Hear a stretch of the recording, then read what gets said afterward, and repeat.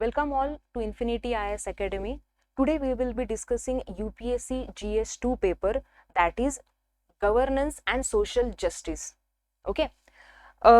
We have GS2 paper for UPSC, that is Constitution and Governance, and the third part is the International Relations. Okay. So there are three parts in these GS2 papers. Okay. First one that is the polity part, which is, we can say, directly come from the Lakshmikant or D.D. Basu, or for Marathi medium that is Subhash Kashyap books. Okay, so that is the static part. Okay, but what we are discussing today, that is the governance and social justice. It is more of dynamic rather than static.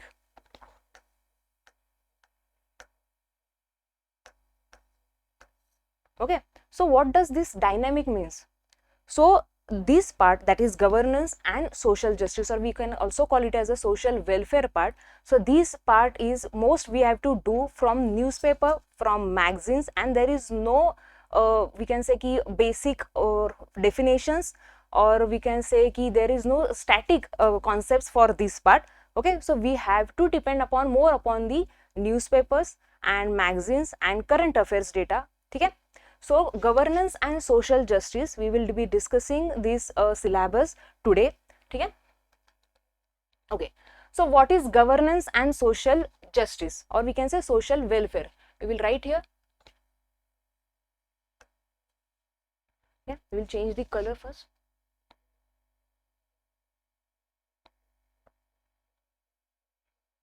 Okay. So what we have to study in this part, that is governance and social justice. Usually what students do, they focus on the first part, that is the polity, which we will be covering from Lakshmikant, but students fail, or we can say they do not give more attention to this part, which is the dynamic part, or we can say which is current affairs based. Okay. So what we will be focusing today is what you have to, as a student, you have to focus, or you have to study from this syllabus or from this portion. Okay. So first one is the government policies.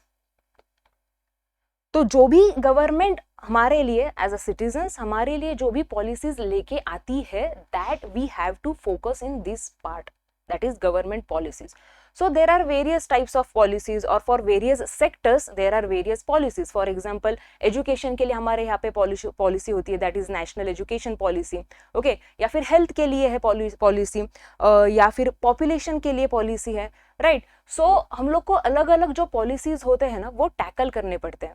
For example, अगर इस साल, that is 2022, now we are in 2022.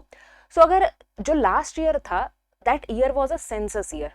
Okay, population counting का वो साल था, लेकिन population counting हुई नहीं अभी तक, राइट? तो इसका मतलब क्या है कि दैट पार्ट, और we can say that issue is the hot topic.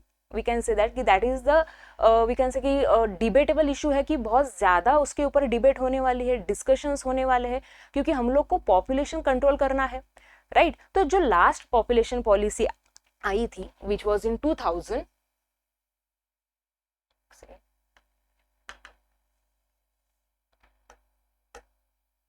Okay, so last population policy आई थी 2000 में. तो वो पॉपुलेशन पॉलिसी हम लोग को डिस्कस करनी पड़ेगी, राइट?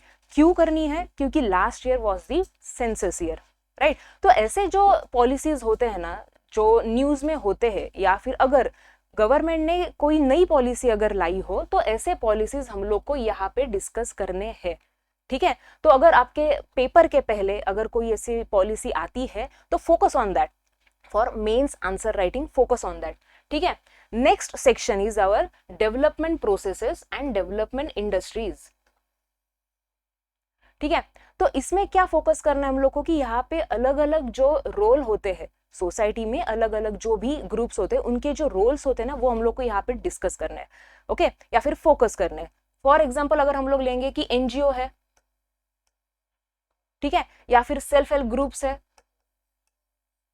ओके, या फिर हम लोग बोल सकते हैं कि ट्रस्ट है, सोसाइटीज होते हैं, कोऑपरेटिव सोसाइटीज एंड ऑल. ठीक है? तो ये जो अलग अलग जो रोल प्ले किए जाते हैं इन सारे ऑर्गेनाइजेशंस थ्रू, तो वो हम लोग को डिस्कस करने हैं यहाँ पे. ठीक है, development processes and development industries में। सो अभी देखो अगर करंट हिसाब से हम लोग चले, because we are calling it कि it is a dynamic paper, so अगर हम लोग करंट के हिसाब से अगर हम लोग चलते हैं तो 1 जनवरी में देखो कि एक न्यूज चल रही थी, that was FCRA। This was the news going on 31 December and 1 जनवरी। पहला ही दिन था साल का, और ये बहुत ज्यादा न्यूज में थी। तो ये क्या है? So this act, that is foreign contribution regulatory act, it is directly related to this NGOs, SSGs, trust, societies, इनसे डायरेक्ट कनेक्शन है। ठीक है, तो अगर आप लोग बोलोगे कि अरे मैडम ये क्या है, ये मतलब इस पे कैसे क्वेश्चन आ सकता है, तो क्वेश्चन या फिर टॉपिक जो है ना बेसिक, या फिर हम लोग बोलते हैं ना कि जो न्यूज में क्या है, इशू न्यूज में क्या है, वो पहले हम लोग को ध्यान देना है। तो न्यूज में क्या था कि ये सारे जो ऑर्गेनाइजेशंस होते हैं ना, इनको फॉरेन कंट्रीब्यूशन आता है, फॉरेन से डोनेशन आता है। ठीक है, सो इनको अगर डोनेशन लेना है then they have to first register themselves, उनके पास सर्टिफिकेट्स होने चाहिए, और वो सर्टिफिकेट्स अगर पहले से है तो वो रिन्यू करने चाहिए। ओके, तो रिन्यूअल के लिए जब गवर्नमेंट के पास वो या फिर ये ऑर्गेनाइजेशंस गए थे, तो बहुत सारे ऑर्गेनाइजेशंस थे, अराउंड 6000 की उनका जो लाइसेंस था वो कैंसिल हो गया, मतलब रिन्यू नहीं हुआ। ठीक है, तो उस वजह से वो न्यूज जो है या फिर ये जो एक्ट है, दिस वॉज इन न्यूज। ठीक है, फिर वो उसके बाद में जो भी होगा या फिर जो भी उनका बोलते हैं ना प्रोसेस है रिन्यूअल का, तो वो तो चलते रहेगा। वो हम लोग को ध्यान नहीं देना कि what is the process, what we have to focus कि इनका सोसाइटी में काम क्या है। Okay, how do they work, और इनसे मतलब इनका जो काम है तो उसका बेनिफिट कितने लोगों तक जा रहा है। फॉर एग्जाम्पल जैसे देखो पानी फाउंडेशन था, आप लोग ने सुना होगा पानी फाउंडेशन के बारे में। ठीक है, तो पानी फाउंडेशन ने जो महाराष्ट्र में जो काम किया है, तो इट इज ऑल्सो NGO, ये तो NGO ही है, राइट। तो इनका जो काम है, इनके वजह से कितने जो भी पॉपुलेशन है या फिर हम लोग बोल सकते हैं कि जितने सेक्शन है, तो कितने लोगों तक इसका बेनिफिट गया है। ओके, या फिर क्या क्या चेंजेस आए हैं। तो ऐसे क्वेश्चंस आपको पूछे जाएंगे कि इनका होना जरूरी है या नहीं है, इनका काम जो भी ये काम कर रहे हैं, तो इनका काम अगर बोलते कि उसके ऊपर ज्यादा रेगुलेशंस होने चाहिए, गवर्नमेंट ने ज्यादा रेगुलेशंस करने चाहिए या नहीं करने चाहिए, तो ऐसे क्वेश्चंस आपको पूछे जाएंगे। पहले उसके लिए आपको पता होना चाहिए कि इसमें आता क्या है, या फिर NGO हो, SHG हो, इनके लिए क्या क्या एक्ट्स है। ज्यादा नहीं, लेकिन 2-3 एक्ट्स, जैसे ये अभी न्यूज में था, तो न्यूज देखा करो, उससे हम लोग को पता चलेगा कि क्या बोलते हैं ना हॉट टॉपिक क्या है, कि करंट इशू क्या क्या है। ठीक है, next our topic is welfare schemes. ठीक है, और वैसे हम लोग ये भी देख लेंगे सोशल सेक्टर एंड सर्विसेज। तो वेलफेयर स्कीम्स, नाम से ही पता चलता है वेलफेयर। ओके, मराठीमध्ये आपण ज्याला म्हणतो कल्याणकारी, ओके, जनकल्याण। तो ये जो वेलफेयर स्कीम्स होते हैं ना, तो अलग अलग गवर्नमेंट स्कीम्स लाती है for various section of population, right. तो वो हम लोग को यहाँ पे देखने पड़ेंगे। जैसे कि हम लोग बोल सकते हैं कि गरीबी हटाओ। ओके, ये पुराना नारा था गरीबी हटाओ का, लेकिन उसके लिए जो भी स्कीम्स लाए गए हैं अभी भी चल रहे हैं। ओके, पहले वाले हैं उसे थोड़ा बहुत अपडेट किया गया है, नाम चेंज किया है, मर्ज किया है। तो ऐसे जो स्कीम्स है ना जो न्यूज में है, तो वो हम लोग को यहाँ पे देखने पड़ेंगे। आपको भी वहां पे फोकस करना पड़ेगा कि what are the welfare schemes, okay, for various section. For example उन्होंने मतलब कमीशन ने उनके सिलेबस में बताया है कि ये वल्नरेबल सेक्शन के लिए है। ठीक है, ये वर्ड उन्होंने यूज किया है, सोशल सेक्टर सर्विसेज, ये भी वल्नरेबल और ये भी वल्नरेबल के लिए उन्होंने मेंशन किया है। तो अगर उन्होंने मेंशन किया है ना, मतलब कमीशन ने अगर मेंशन किया है, इसका मतलब क्या है कि हम लोग को यहाँ पे फोकस करना है। ओके, तो इनके लिए उससे पहले आपको पता होना चाहिए कि व्हाट इज वल्नरेबल सेक्शन, ये पता होना चाहिए। तो इसकी डेफिनेशन आपको कहीं पे भी मिल जाएगी, राइट। लेकिन अभी वल्नरेबल की डेफिनेशन मिल गई, तो ये तो हम लोग को 2-3 लाइन में हो जाएगा। उसके बाद क्या लिखना है, तो उसके बाद आपको पता होना चाहिए कि व्हाट आर दी, हम लोग बोले कि current status of various section. Current status मतलब अभी जैसे पॉपुलेशन अगर डेटा रिलीज होता है, तो डेटा में हम लोग को पता चल जाएगा कि कितनी पॉपुलेशन जो है या फिर कौन से सेक्शन में, जैसे कास्ट वाइज डेटा अभी हम लोग रिलीज कर रहे हैं, तो उसमें हम लोग को पता चल जाएगा कि कास्ट वाइज सेक्स रेशियो का क्या बोलते हैं ना कि डेटा क्या है, या फिर हम लोग बोल सकते हैं कि literacy rate. Okay, literacy rate की जो भी सिचुएशन है इंडिया में, तो हम लोग को वो पता चल जाएगी। ठीक है, तो इसके लिए हम लोग को क्या है कि करंट अफेयर्स जो है ना वो सामने रखना पड़ेगा। ठीक है, तो जैसे हम लोग ने ये 4 टॉपिक्स डिस्कस किए, उसमें आपको पता चल गया होगा कि स्टैटिक पार्ट देखो कितना कम है। स्टैटिक पार्ट मतलब क्या कि बुक में जो आपको उसके डेफिनेशंस, उसके रूल्स या फिर उसकी कॉन्सेप्ट्स, ये जो होता है ना स्टैटिक पार्ट, तो ये सारे टॉपिक्स में हम लोग को दिखाई देता ही नहीं है। हाँ, इसमें सिर्फ आपको दिखाई देगा कि vulnerable, what is the vulnerable section, ये सिर्फ आपको पता होना चाहिए। वो भी ऐसे नहीं है कि डेफिनेशन हम लोग को बुक से ही पता चलेगी। नो, आप लोग भी अगर समझ में आ जाएगा आपको कि वल्नरेबल क्या है, या फिर पेपर अगर आप लोग पढ़ते हो तो उसमें भी आपको पता चल जाएगा कि वल्नरेबल क्या है, और उस हिसाब से आप अपनी डेफिनेशंस जो है वो बना सकते हो। Okay, next our part is, ये भी सिलेबस का ही पार्ट है। आगे जो हम लोग ने बोलते ना कि कमीशन ने जो जो बताया है ना वो हम लोग पहले देख लेंगे, क्योंकि that is the most important thing. Commission का कहना क्या है कि आपको हमने सिलेबस दिया है, उसके ऊपर फोकस करो, वो छोड़ के बाकी सब कुछ करो, ऐसे नहीं कहना कमीशन का। ठीक है, सो ये जो है issues relating to poverty and hunger, this is the most important topic. Why I am saying this is the most important topic। और ये कैसे पता चल जाता है कि ये इंपॉर्टेंट है, कैसे पता चलता है?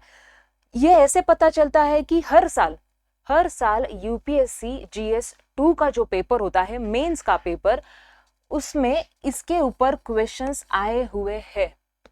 ऑलमोस्ट हर साल है। अगर आप लोग प्रीवियस ईयर क्वेश्चन पेपर्स देखते हो, मेरा तो कहना है कि आप लोग देखा करो, हमेशा देखा करो, तो उसमें आपको पता चल जाएगा कि इसके ऊपर हमेशा क्वेश्चंस आए हैं। Any topic related to poverty, any topic related to hunger, आया ही है क्वेश्चन। तो अगर हर साल कमीशन क्वेश्चन डाल रही है, इसका मतलब क्या है कि आगे भी ये इंपॉर्टेंट टॉपिक होने वाला है। Okay, it is the sign of commission, we can say कि for students to focus on that topic, student should focus on this topic. तो पॉवर्टी और हंगर है, जैसे कि हम लोग बोल सकते हैं कि हम सबको पता है कि गरीबी क्या है, लेकिन गरीबी के मायने जो है वो अलग अलग है। आपके लिए अलग है, मेरे लिए अलग है, किसी और अगर कोई इकोनॉमिस्ट है उसके लिए अलग है। कोई बोलेगा कि अरे नहीं, सिर्फ इनकम जो है ना that should be the criteria. कोई बोलेगा कि अरे नहीं, education should be the criteria, right. तो ये मायने अलग अलग है, लेकिन हम लोग को समझ में क्या लेना है, या फिर फोकस क्या करना है कि जो भी इंडिया में जो चल रहा है वो ज्यादातर हम लोग को फोकस करना है। ओके, जैसे कि इंडिया में कॉजेस क्या है, ऐसे सिंपल क्वेश्चन नहीं आने वाला, what are the causes of poverty, no. Okay, UPSC अभी इतने सिंपल क्वेश्चंस नहीं पूछती। ओके, तो क्वेश्चंस कैसे आएंगे? तो they will relate poverty with income, right. कि अगर इनकम क्राइटेरिया रखा है, मतलब इंडियन गवर्नमेंट ने अगर इनकम क्राइटेरिया रखा है, तो वो सही है या नहीं है? आपके हिसाब से अगर इनकम क्राइटेरिया रखा है तो what will be the challenges to tackle this poverty? तो अगर इनकम है तो एम्प्लॉयमेंट बढ़ाना पड़ेगा, राइट, एम्प्लॉयमेंट जनरेशन आएगा उससे, तो हम लोग एम्प्लॉयमेंट जनरेशन भी इससे रिलेट कर सकते हैं। ठीक है, दूसरा अगर हम लोग को एस्पेक्ट्स देखना है तो हम लोग ये भी देख सकते हैं कि पॉवर्टी जो है ये सबसे ज्यादा अफेक्ट किससे करती है। ओके, फॉर एग्जांपल जैसे हम लोग को यहाँ पे दिया है वल्नरेबल सेक्शन, तो उस वल्नरेबल सेक्शन में आते हैं विमेन। ठीक है, क्योंकि जो डेटा रिलीज होता है ना, अलग अलग जो डेटा या फिर अलग अलग ऑर्गेनाइजेशंस के जो डेटा होता है ना, उसमें ये भी होता है कि अगर पॉपुलेशन है, ठीक है, तो पॉपुलेशन में जो विमेन है, विमेन पॉपुलेशन, उसमें पॉवर्टी कितनी है, गरीबी कितनी है, मतलब परसेंटेज वाइज। ओके, तो इसमें हम लोग को क्या देखना है कि अगर पॉवर्टी है, इंडिया में तो है ही, दिखाई देती है, तो उसका इफेक्ट विमेन के ऊपर कितना होता है, राइट। क्योंकि विमेन के पास क्या है कि इनकम जनरेशन का सोर्स कोई नहीं, कुछ नहीं होता, राइट। या फिर डिसीजन मेकिंग में बहुत ज्यादातर देखा गया है कि डिसीजन मेकिंग में उनका कोई रोल नहीं होता, या फिर उनका कोई हक नहीं होता डिसीजन देने का, या फिर ओपिनियन भी रखने का कोई हक नहीं होता। बहुत सारे ऐसे घरों में हम लोग को दिखाई देता है, राइट। तो ये सारे जो चीजें हैं ना, तो ये हम लोग को यहाँ पे देनी पड़ेगी, क्योंकि पॉवर्टी से रिलेटेड है। सेम हंगर भी है। अभी हंगर एंड पॉवर्टी, इनका तो हम लोग बोलेंगे कि एक साथ साथ चलते हैं। अगर कोई पुअर है, जिसके पास पैसा नहीं है, तो ऑब्वियसली वो कुछ खाने वाला नहीं है, तो हंगर वो भी दिखाई देता है हम लोग को, राइट। तो ये जो रिलेशन है ना इनका, ये हम लोग को ठीक से करना है, अलग अलग एस्पेक्ट्स उसमें देखने हैं हम लोग को। ठीक है, तो उसके ऊपर क्वेश्चन आया है, तो मतलब सीधी सी बात है, हम लोग को प्रीवियस ईयर क्वेश्चन पेपर्स ज्यादातर देखने पड़ेंगे। ओके, अभी रिसेंट अगर कुछ देखेंगे तो रिसेंट देखो क्या चल रहा है कि हम लोग के यहाँ पे ग्लोबल हंगर इंडेक्स आया था। हम लोग के यहाँ पे in the sense international level पे, तो ग्लोबल हंगर इंडेक्स आया था, तो इसमें इंडिया का जो रैंक है ना वो स्लिप हो गया, नीचे हो गया, राइट। तो ऐसे जो इंडेक्सेस है, अलग जो इंडेक्स है multi poverty index, multi dimensional poverty index, right. तो ये पावर्टी से रिलेटेड है। ऐसे जो टॉपिक्स होते हैं ना, ये ज्यादातर फोकस करो। क्यों फोकस करना है? क्योंकि जैसे मैंने कहा कि इसमें ये जो हंगर इंडेक्स है, इसमें जो इंडिया का रैंक जो स्लिप हुआ है, तो उस वजह से इंडिया में बहुत ज्यादा डिस्कशंस इंक्रीज हुए, राइट। जो अलग अलग पैनल्स है, अलग अलग इंस्टीट्यूशंस है, ऑर्गेनाइजेशंस है, हालांकि मतलब यहाँ तक कि पार्लियामेंट में भी इसके ऊपर डिस्कशंस हुए हैं। तो इसका मतलब क्या है कि ये बहुत ज्यादा न्यूज में है, तो focus on it, right, focus on it. इससे रिलेटेड जो भी होगा ना, तो वो डायरेक्टली जो भी अगर न्यूज़पेपर में आता है तो बुक लो या फिर पेपर लो और उससे लिख लो, लिख लो, क्योंकि आपके पास नोट्स अवेलेबल होने बहुत ज्यादा जरूरी है, ठीक है। तो ये जो बेसिक चीजें हमेशा आती है तो ये लिख लेना चाहिए, ठीक है। Next our topic is the governance. Okay, अभी जब ये न्यू गवर्नमेंट जब आई थी 2014 में, तो उन्होंने कहा था, क्या कहा था उन्होंने, कि मोर ऑफ गवर्नेंस, कि गवर्नेंस ज्यादा होना चाहिए।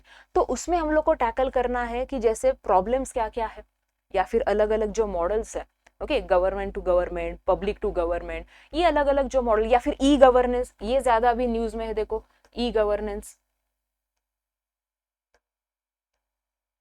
ओके, इससे इसमें प्रॉब्लम्स क्या क्या है, ई गवर्नेंस मतलब इलेक्ट्रॉनिक।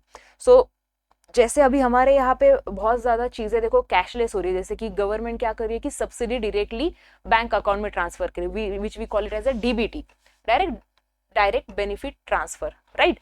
तो ये ऐसे जो चीजें है ना, ये ई गवर्नेंस में आती है।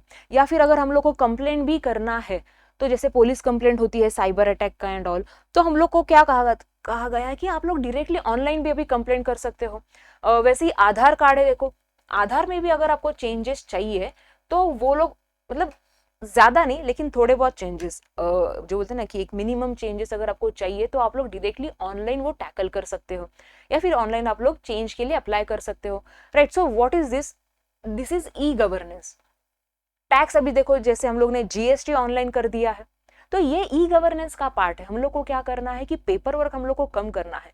पेपर वर्क जब ज्यादा होता है तो होता क्या है, तो बोलते ना कि एक करप्शन की चांसेस बढ़ते हैं, या फिर लेट होता है, डिसीजन लेने में लेट हो जाता है, राइट। ऐसे बहुत सारे अलग अलग प्रॉब्लम्स है, वो हम लोग को टैकल करने हैं। उसके ऊपर जो गवर्नमेंट ने सोल्यूशंस लाए हैं, ओके, मेजर्स, तो वो भी हम लोग को यहाँ पे टैकल करने हैं, क्योंकि अभी गवर्नेंस का पार्ट है ना, तो ये आने ही वाला है, राइट।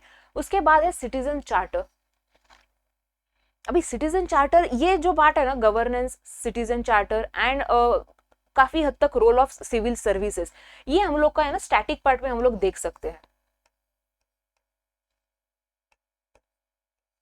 ठीक है, ये देख सकते हैं हम लोग।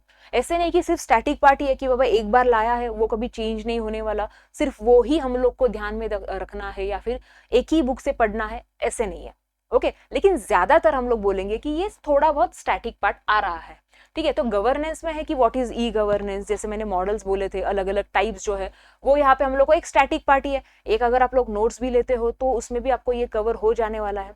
Citizen charter, so citizen charter is like more of a guidelines to citizen, right. तो उसके लिए भी हम लोग को जो गवर्नमेंट ने गाइडलाइंस दिए है या फिर किसी कमीशन ने अगर रिकमेंडेशन दिया है, जैसे कि हम लोग के यहाँ पे है एआरसी, आप लोग ने सुना होगा एआरसी, जो भी यूपीएससी कर रहे हैं, ओके, जो भी यूपीएससी कर रहे तो उनको मतलब पता होता है या फिर कभी सुना होता है कि what is ARC, that is administrative reform commission, ठीक है। तो इनके जो रिपोर्ट्स है, इनके जो रिकमेंडेशन है, तो वो हम लोग को पढ़ने हैं। वो स्टैटिक पार्ट है क्योंकि वो उन्होंने रेकमेंड किया हुआ है, ओके। मतलब सिटीजन चार्टर जैसे कि ग्रीवियंसेस होते हैं ना बहुत सारे सिटीजन्स के, तो वो भी तो टैकल करने गवर्नमेंट को, राइट। तो वो पार्ट आ जाएगा उसमें, जो कि गवर्नमेंट ने ऑलरेडी बताया है, गाइडलाइंस बताया, तो वो भी हम लोग अगर एक नोट्स में से कर सकते हैं तो ये पार्ट भी हो जाएगा।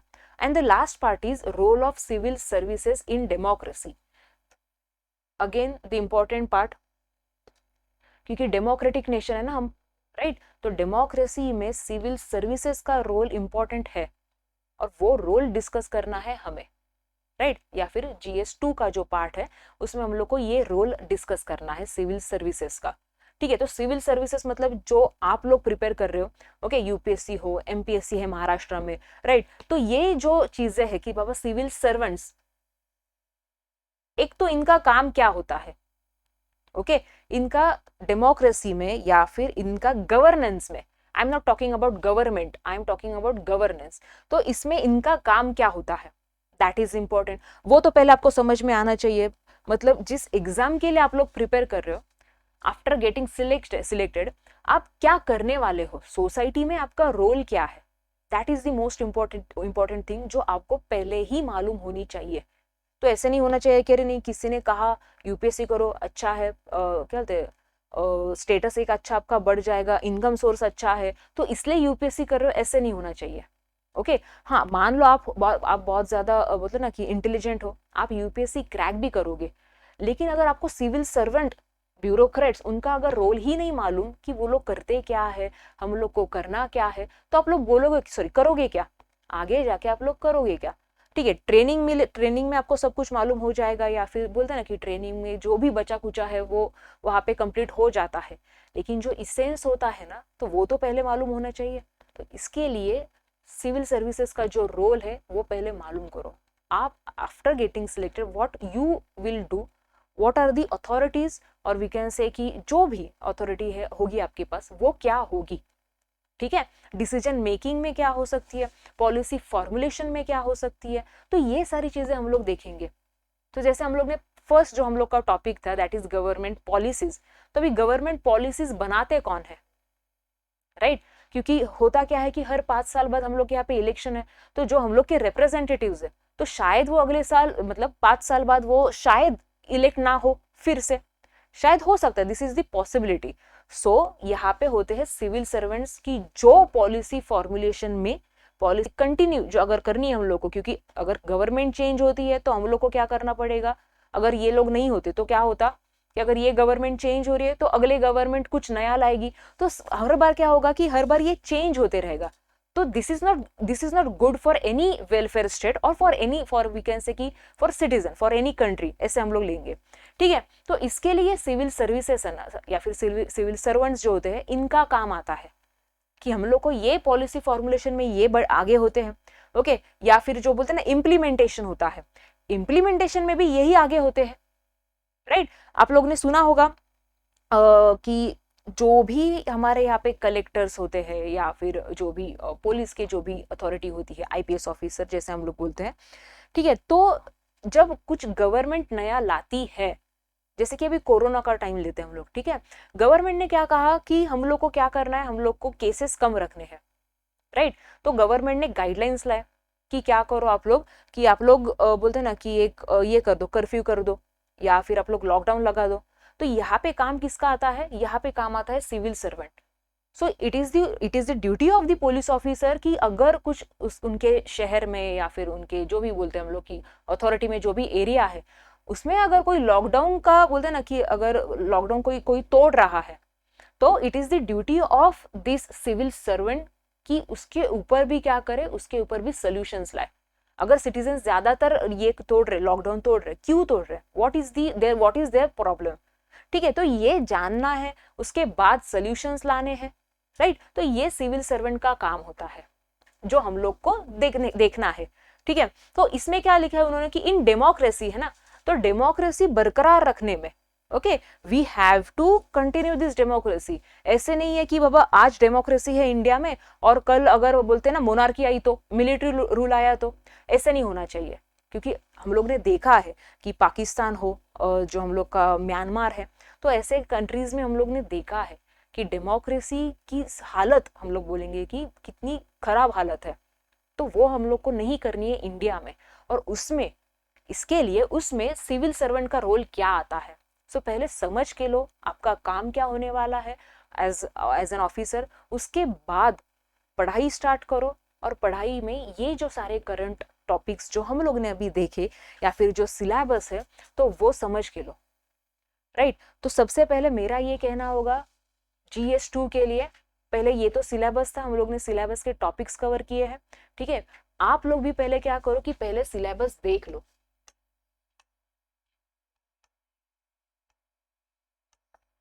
ठीक है, सबसे पहला काम यह है कि सिलेबस देख लो। उसके बाद क्या करना है आपको, तो previous year question papers, right. जैसे अभी देखो जनवरी में यूपीएससी मेंस की एग्जाम जो हुई है, तो वो पेपर देख लो, या फिर पहले के भी पेपर अगर देख लेते हो तो भी चलेगा, कुछ प्रॉब्लम नहीं है। लेकिन syllabus and previous year question paper is the most important thing which you have to do while starting preparation, और वी कैन से कि it is the beginning first stage जो है ना प्रिपरेशन स्टार्ट करने में। तो ये दोनों भी इंपॉर्टेंट चीजें हैं जो आपको देखनी ही है। समझ के लो, जो कमीशन ने क्वेश्चंस पूछे हैं वो क्यों पूछे हैं, उनका काम क्या है, या फिर हम लोग बोलते हैं ना कि whether that topic was in news in that year, अगर है तो उसका बोलते हैं ना कि हम लोग की पॉपुलेशन हो या फिर डेमोक्रेसी हो, उसमें क्या अफेक्ट हो रहा है, क्या चेंजेस लाने वाले हैं या फिर ला रहे हैं या फिर लाया हुआ है। तो ये सारी चीजें समझ के लो, ठीक है। तो ये दोनों टॉपिक्स पहले आपको, सॉरी, ये दोनों चीजें आपको पहले करनी है, that is syllabus and previous year question papers. उसके बाद क्या करना है, तो उसके बाद न्यूज़पेपर रीडिंग स्टार्ट करो, क्योंकि that is the main source for you for this paper. Newspaper के अलावा, या फिर हम लोग बोलेंगे कि there is no alternative for current issues other than newspaper, and that should be standard newspaper. हाँ, एक तो द हिंदू ले लो या फिर एक्सप्रेस ले लो, ठीक है। ये दो न्यूज़पेपर बहुत ज्यादा स्टैंडर्ड है। अगर दोनों पढ़ने में टाइम ज्यादा जा रहा है तो what you can do, you can read one newspaper and इसका एडिटोरियल पढ़ लो, या फिर एक्सप्रेस पढ़ रहे हो तो हिंदू का एडिटोरियल पढ़ लो। ओके, ये क्यों जरूरी है, क्योंकि अगर आपको जो डिफरेंट पर्सपेक्टिव्स है जो आपको बनाने हैं, या फिर आंसर राइटिंग में बोल रहे ना कि डायनेमिक पार्ट है ना, कि अलग अलग पर्सपेक्टिव क्या है, पॉइंट ऑफ व्यू क्या है, तो उसके लिए ये इंपॉर्टेंट है, ठीक है। तो ये स्टार्ट करो हिंदू न्यूज़पेपर एंड एक्सप्रेस। और उसके अलावा जो स्टैटिक पार्ट है, तो उसके लिए कोई बुक लेने की, रेफरेंस बुक लेने की जरूरत नहीं है अकॉर्डिंग टू मी, क्योंकि वो बहुत ज्यादा हो जाने वाला है। ओके, तो क्या करो आप लोग कि सोर्सेस है, तो उसके लिए आप लोग क्या करो कि जो बाकी का जो स्टैटिक पार्ट है, जैसे गवर्नेंस है, सिटीजन चार्टर, ये है, तो आप इसके लिए क्या कर सकते हो कि कोई भी बोलते हैं ना कि क्लास का अगर आप लोग नोट्स ले रहे हो, that is for this section, so it is okay. Okay, हम लोग भी क्लास में नोट्स प्रोवाइड करेंगे, so that will be okay, या फिर enough for this static part. लेकिन डायनामिक के लिए न्यूज़पेपर तो मस्ट है, ठीक है। अगर हाँ, और सेकेंड ARC रिपोर्ट, ये भी आप लोग को इसका जिस्ट मिल जाएगा, क्योंकि बहुत बड़ा रिपोर्ट है, ठीक है। तो इतना बड़ा रिपोर्ट पढ़ने की जरूरत नहीं है, तो उसके जो जिस्ट होते हैं वो हम लोग को मार्केट में मिल जाएंगे, सो दैट इज सफिशिएंट, ठीक है। एंड इसके अलावा मुझे नहीं लगता कुछ और सोर्सेस पढ़ने की जरूरत है, but stick to this. Okay, ऐसे नहीं कि एक बार पढ़ना है और छोड़ देना है, लेकिन स्टिक टू दिस। तो ये हर बार करते रहो, न्यूज़पेपर साथ में रखो एंड नोट्स निकालो। आपके पास 250 वर्ड्स आपको आंसर राइटिंग में है, तो आपके पास उतने नोट्स अवेलेबल होने चाहिए, ठीक है। So if any doubt you can comment it. So this is this syllabus for today's video lecture. Okay, thank you.